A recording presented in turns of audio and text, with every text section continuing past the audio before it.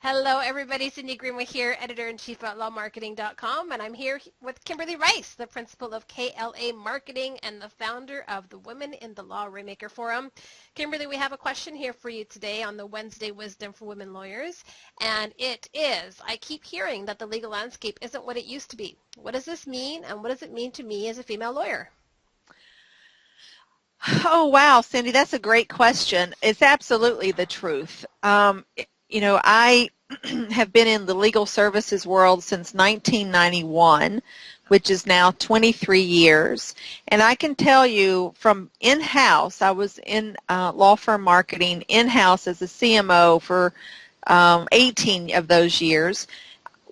I can tell you there has been a drastic shift since that great recession of 2007 to 9. You know, when people, it was just like raining cats and dogs, all of the folks getting laid off, you know, folks who thought that they were secure until, and I say to my clients, you're good until they bring out that worksheet and your name is highlighted.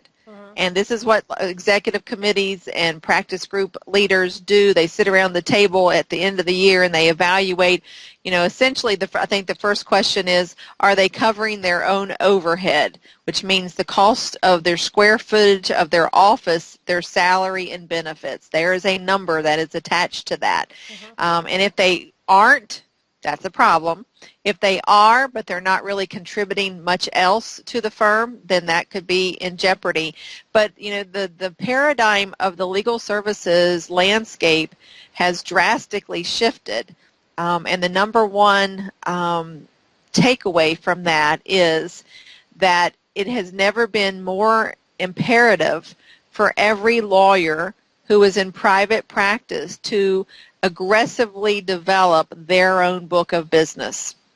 There are so many anecdotes and statistics and studies that show us that, you know, basically starting at the recession, and it was already kind of roaring on its way in, that, you know, firms have imploded.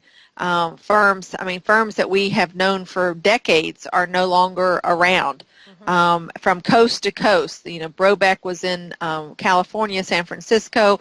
Wolf Block was in Philadelphia. Recently, we've had Morgan Lewis in Bingham and McCutcheon, which is Morgan's taken 300 of Bingham's, I think, partners or legal professionals with their headquarters here in Philadelphia. So I say, you know, oftentimes we don't pay attention until something or a matter affects us personally. But when a firm is, you know, their main rainmakers are defecting or the firm itself is going into bankruptcy or imploding, it's often too late. So the couple of tips that I always give my clients is, you know, the first day out of law school, even while you're in law school, is so important for you to develop and corral your network. And that continues through the rest of your career. And anybody who's in a career should do that. But when you're in private practice, these contacts that you need to, you know, develop ways to stay in touch with over time could certainly represent referral sources, and if not direct retentions as clients.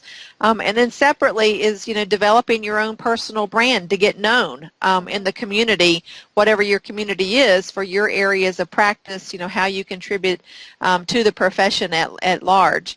And then, you know, I say to clients all the time that it's never been easier than it is today to develop the personal brand and to develop a strong internet reputation with all the marketing technology that we have available to us today.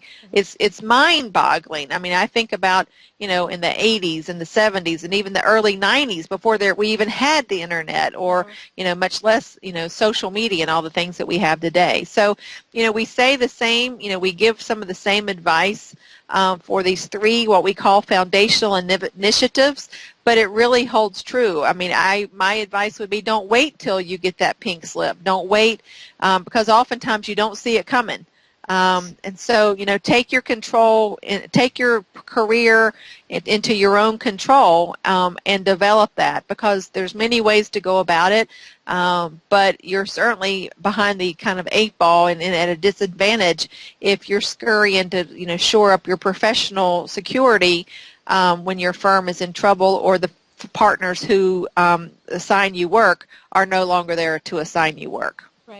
You know what always find interesting, Kimberly, is that no matter what we talk about, we always come back to those foundational pieces, right? So really time for Yes. people to take it upon themselves, apply that marketing mindset, implement those pieces into their own practice, no matter where they are, and take care of that. So, Kimberly, once again, I'd like to thank you for your My wisdom. pleasure.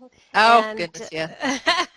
and we have lots Ah, of Wednesday Wisdom for Women Lawyer featured episodes that we've had here with Kimberly. So make sure you check those out and submit your own questions. We'll talk to you again real soon. Thanks again, Kimberly. thank you, Cindy.